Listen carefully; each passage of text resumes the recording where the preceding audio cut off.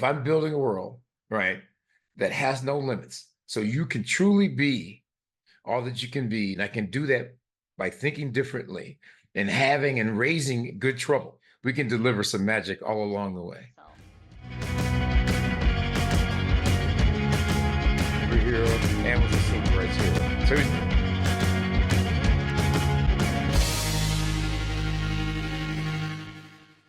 So about how do I really invite different opinions and diverse opinions into the room. And I'll give you a couple perspectives as I think about diversity. And I think about it this way, diversity, is being invited to the dance. Equity is having access to the dance floor. Inclusion is actually being asked to dance, right? But belonging is wanting to dance as if no one's looking at you.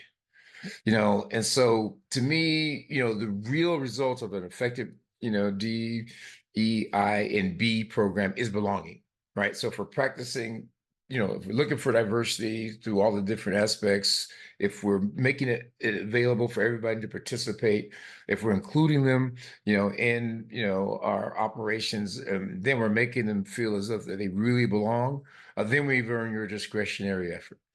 And it's in that discretionary effort is where we get that extra plus, that extra je ne sais quoi, that extra thing that creates the magic that we're trying to create in our companies, in our communities, in our country.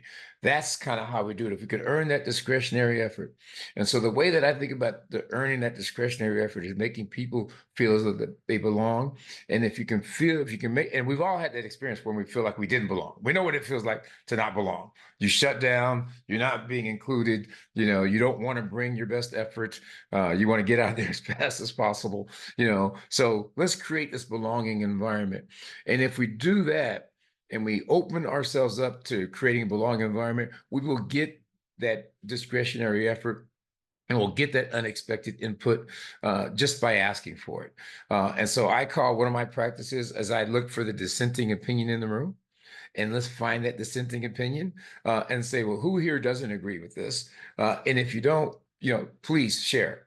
And we got to give them a space to share. We got to create that psychologically safe environment.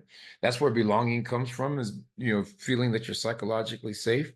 That means where you have learner safety, you have contributor safety, you have challenger safety, you have inclusion safety, kind of all those elements of psychological safety. And when you create an environment of that, you can ask for that dissenting opinion in the room and you'll get it. And that's where change happens. That's where growth happens. That's where exponential, frankly, happens, is when you can create an environment where you can ask for that dissenting or alternate opinion.